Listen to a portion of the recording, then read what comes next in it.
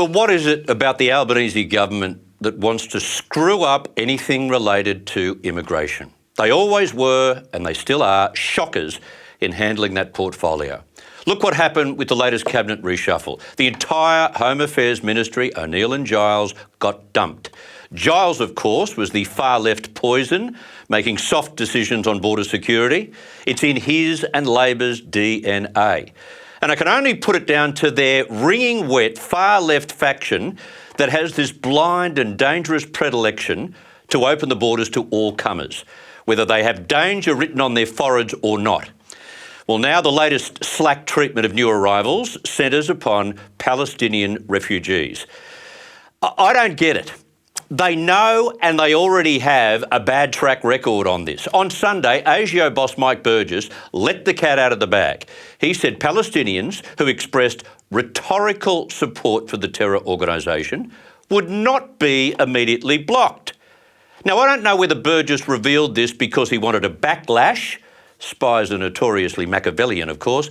Maybe he wanted this ridiculous loophole closed, but it left many in opposition ranks gobsmacked. And yesterday, Liberals Julian Lesser and James Paterson presented a letter signed by 70 other MPs to the Office of Immigration Minister Tony Burke to say enough.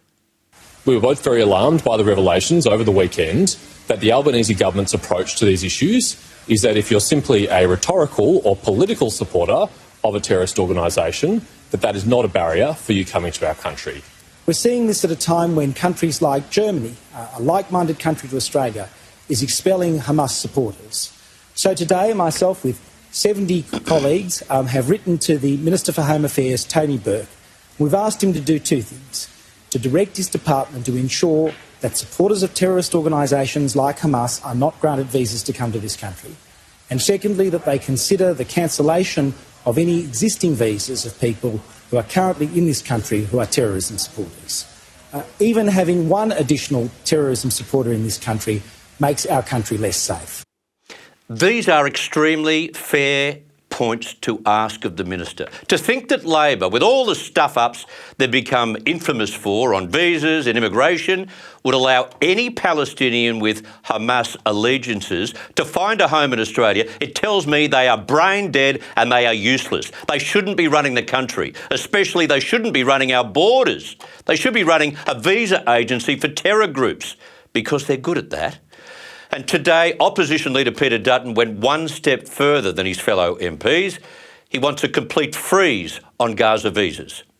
That the government wouldn't be conducting checks. I don't think people should be coming in from that war zone at all at the moment. It's not prudent to do so, and I think it puts our national security at risk.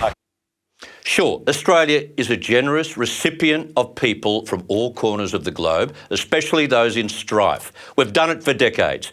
But we're inviting acts of terror to be perpetrated regularly on Australian streets with such a slack system in place for those who are coming from Gaza. That's what you get when your invitation is open to sympathisers of terror groups who are not scrutinised.